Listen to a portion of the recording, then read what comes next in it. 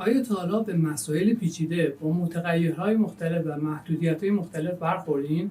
اکسل بازم براتون یک ابزار خیلی خوب داره که تا انتهای این ویدیو باهاش آشنا میشید.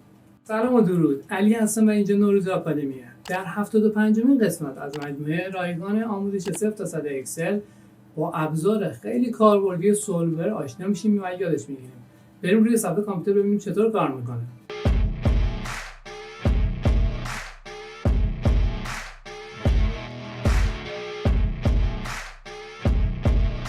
سلام و درود مجدد خدمت همه شما عزیزان. با یه آموزش دیگه در خدمتتونم.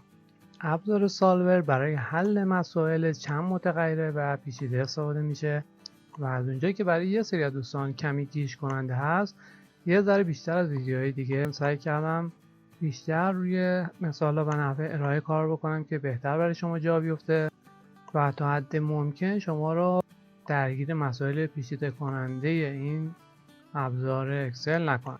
مثالی هم که طراحی کردم همینطوری که میبینید یه جورایی به درد همه میخوره و به مسئله شیرین سرمایه گذاری برمیگرده که البته فراموش نکنید این ابزار بسیار قدرتمنده و توی انواع مسائل شغلی و شخصی به کارتون میاد و اونو دست کم نگیرید. خب بریم سراغ مسئله امروزمون.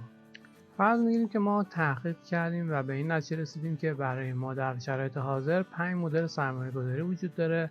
حالا میخواد این سرمایه‌گذاری در سهام باشه، سرمایه‌گذاری در بانک و اوراق بانکی باشه یا هر سرمایه‌گذاری دیگه مد نظر شما هستش و به این نتیجه رسیدیم که به طور میانگین ماهیانه این درصد، مثلا از 12% داریم اینجا تا 7% این سرمایه‌گذاری‌ها به ما سود میدن و البته هر کدوم هم ریسک‌های خاص خودشونو دارن که معمولا سود بیشتر مساوی ریسک بیشتره که در این ستون ریسک این سرمایه‌گذاری هم آوردیم و بر اساس تحقیقات و اون رویه‌ای که خودمون داریم به این نتیجه رسیدیم که می‌خوایم حداقل 10% از کل مبلغ سرمایه‌گذاریمون که در این مثلا 10 میلیون تومان گذاشتیم رو برای این سرمایه‌گذاری مثلا A مون بذاریم و نهایتاً 50% که مثلا 5 میلیون تومان این مبلغ میشه رو توی این سرمایه‌گذاری و به همین ترتیب برای بقیه هم تعیین کردیم که ابزار سالور بدونه که چقدر از سرمایه ما رو نهایت میتونه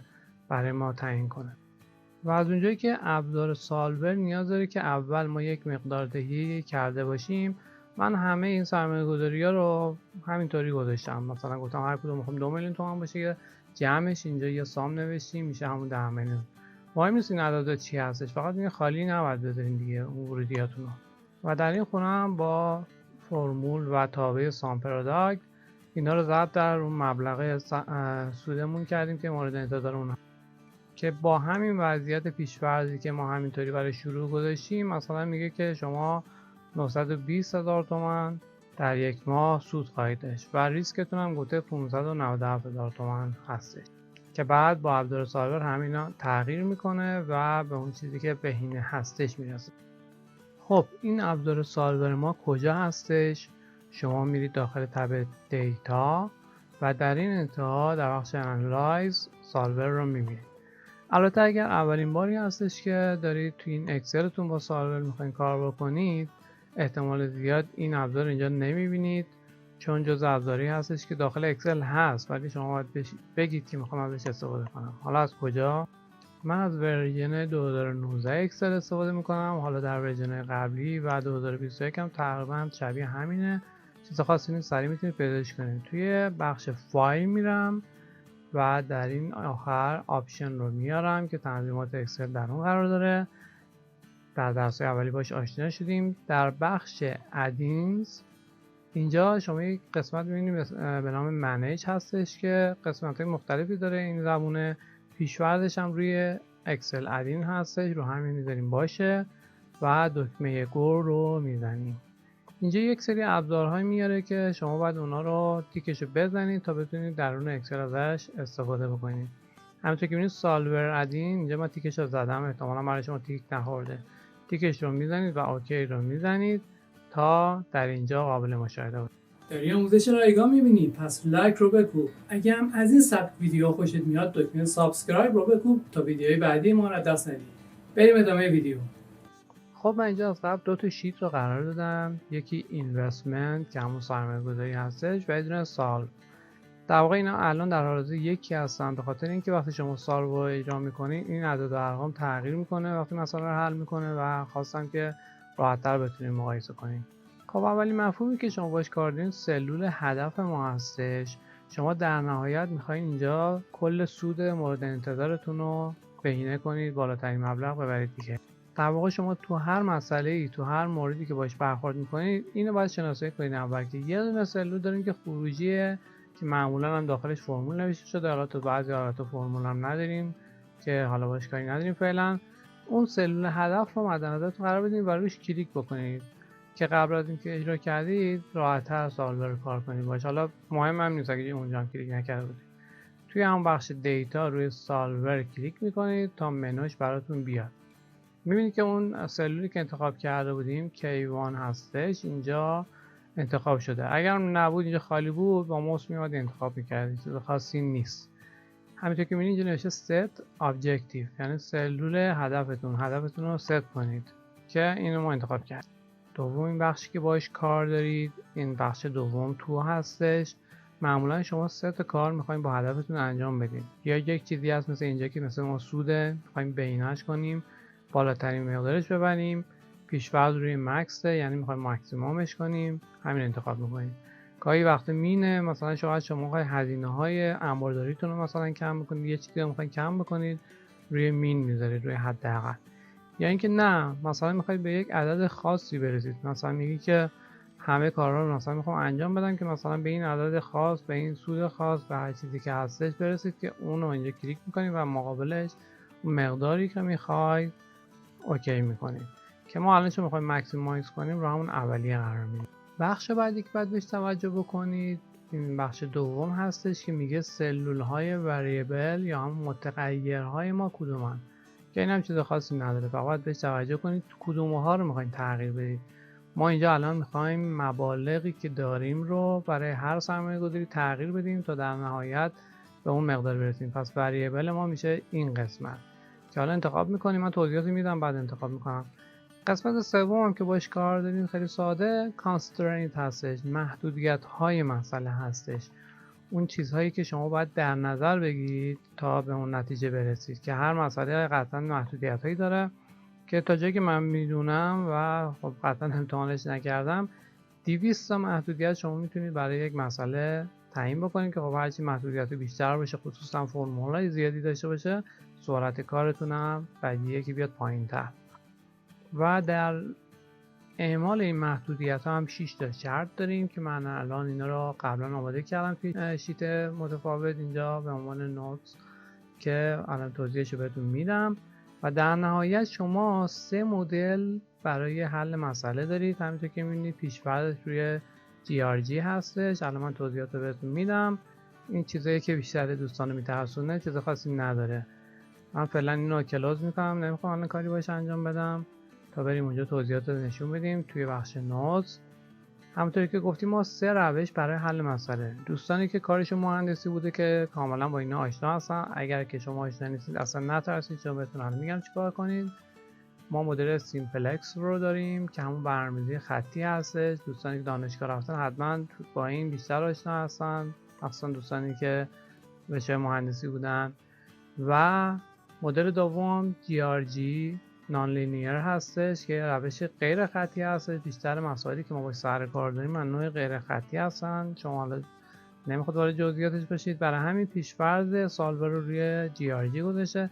اگر شما نمیدونید که با چه روشی باید مسئله‌تون رو حل کنید، همین پیش‌فرض روی GRG بمونه. و مدل سوم اِوولوشنری هستش که از الگوریتم‌های بهینه‌سازی استفاده میشه که در هوش مصنوعی هم دوستانی که کار کردن میدونن استفاده زیادی داره.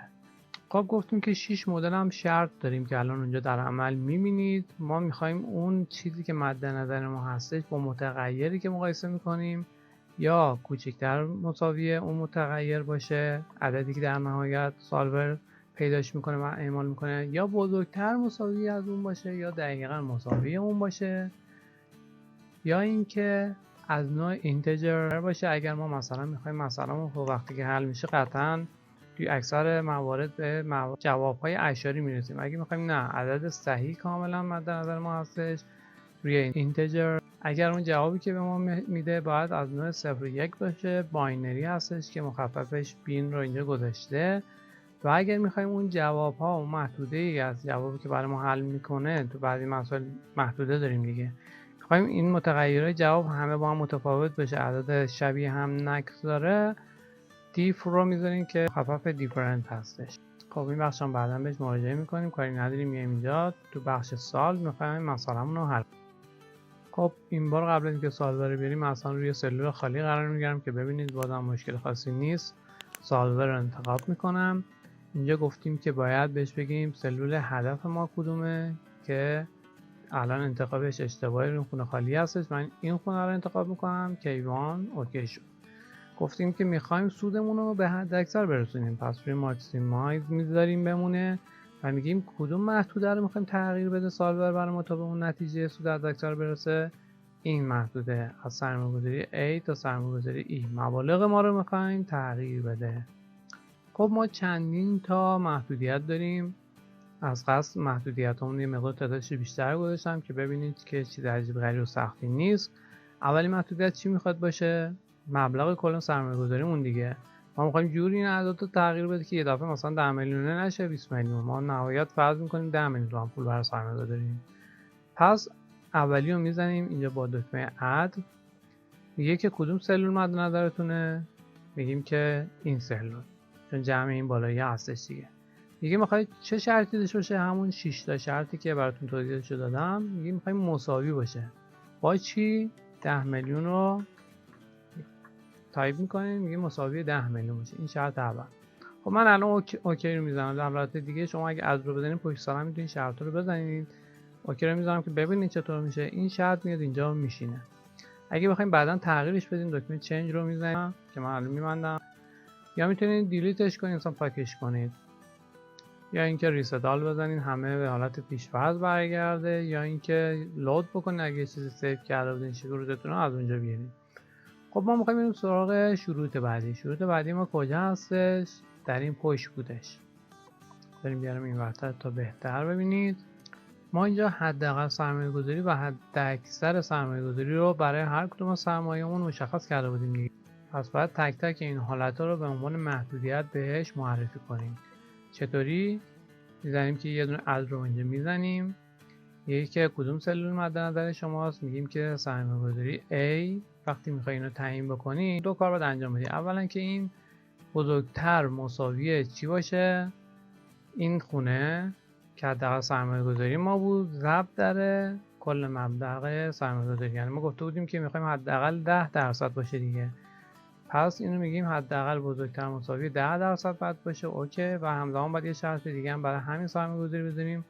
اد رو میزنم و این سری میگیم دوباره سرمایه‌گذاری A باید چی باشه؟ کوچکتر مساوی نهایت این حداکثر سرمایه‌گذاری بود دیگه.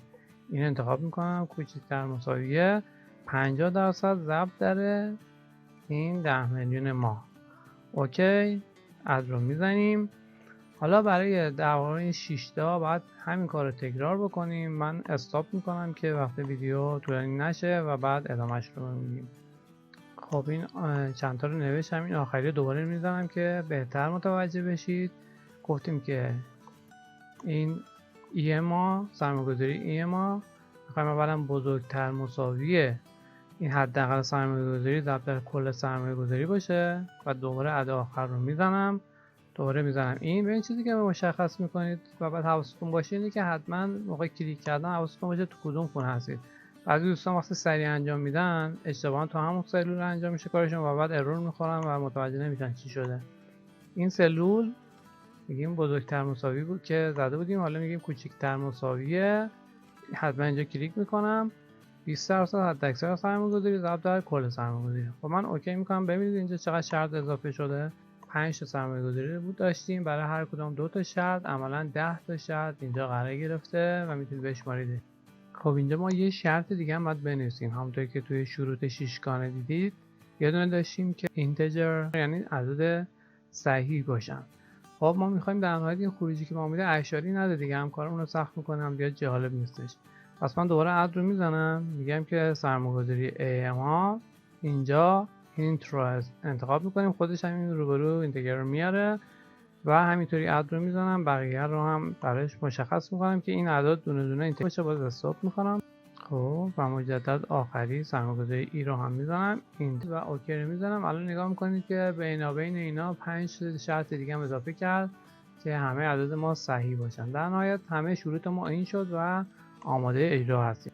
قبل از اینکه سوال رو بزنم یه نکته هم شما در نظر داشته باشید که ما اینجا بخشی به نام آپشن داریم که اگر بزنید روش یه سری تنظیمات داره، فعلا به کار شما نمیاد و منم اینجا فعلا واردش نمیشم که یه موقع خدا نکنه گیج نشید. و اگر دوستانی که بخش مهندسی کار کردن میبینن که روی اون نوع از روش‌های حل ما باز دست شما رو باز گذاشتی، یک سری امکانات میتونید بهش بدید که بهتر برای ما کار بکنه که ما فعلا کاری باهاش نداریم. کنسل میزنم.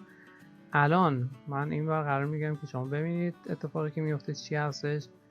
دکمه سالو رو که بزنم میبینید که خیلی سریع، چون شروط ما حالا انقدر سخت نبود، در این حال که عملیات زیادی انجام داد برای ما جواب پیدا کرد. میگه سالور فاند سولوشن، یعنی جواب رو پیدا کرد. ببینید کاری که این هستش انجام میده چیکار میکنه، میاد دونه دونه این اعداد و ارقام رو در هم دیگه ضرب میکنه بارهای بار که در واقع اگه شما میخواستید خودتون انجام بدید خیلی کار سختی بود. در نهایت میگرده میبینه که کدوم جواب با اون چیزی که شما خواستید بیشترین همخونی رو داره. و اینجا من اگر که اوکی رو بکنم، قبلش اینم در نظر داشته باشید یه قسمت ریپورت رو هم داره که وقتی اون انتخابش میکنید انسورها، حالا بسته به نوع مسئله شما بعد وقتی اینجا گزینه دیگه هم میاره، توی این مسئله یه مدل بیشتر نداره. وقتی من که اوکی رو اینجا بزنم، اولا که جوابها که تغییر کرده، من الان بهتون نشون میدم. اینوستمنت این بود دیگه، این عدد ارقام ما بودن، این چیزی که سالور برام پیدا کرده. اونجا سود ما چقدر بود؟ پیش‌فرضش 920,000 تومان بود، الان گفته نهایت میتونید 1,070,000 تومان در ماه سود داشته باشید که ریسکتون هم خب 1,132,000 مستلزم همینه دیگه، میره بالا.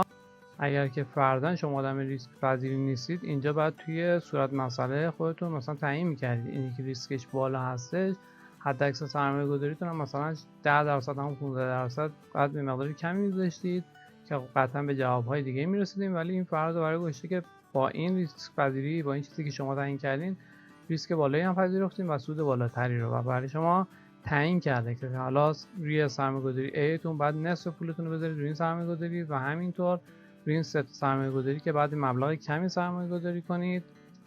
خب نکته مهمی دیگه که مونده، اول اینکه همینطور که می‌بینید شیت جدید برام درست کرد، انسور ریپورت، که داخل اون بیاین یه شرح کاملی از کارهایی که انجام دادین و گفته هدف شما چی بوده، وریبل متغیرهاتون چی بوده، همه رو توضیح داده و محدودیتایی که برای تعیین کرده بودین. یه شرح کاملی از کارهایی که انجام دادید و به صورت جالبی برای شما آورده. نکته بعدی این که ما چند تا حالت ممکنه که پیام ببینیم از سالور در موقع خروج. اولیش که خب همین بود که دیدین دیگه، سالور فاند سولوشن، یعنی میگه الگوریتم تونسته یک نقطه بهینه رو برای شما پیدا کنه. اما گاهی وقتا ممکنه که سالور has converged to the current solution رو بگیرید، یعنی میگه که توی آخرین تکراری که داشته چیز خاصی پیدا نکرده، مثلا تغییر خاصی پیدا نکرده و در نهایت همون خروجی که میبینید رو به شما نشون داده. و نکته مهم بعد این که اگر که در جواب به شما گفت solver can't improve the current solution، یعنی میگه نتونسته یک جواب خوب رو پیدا کنه.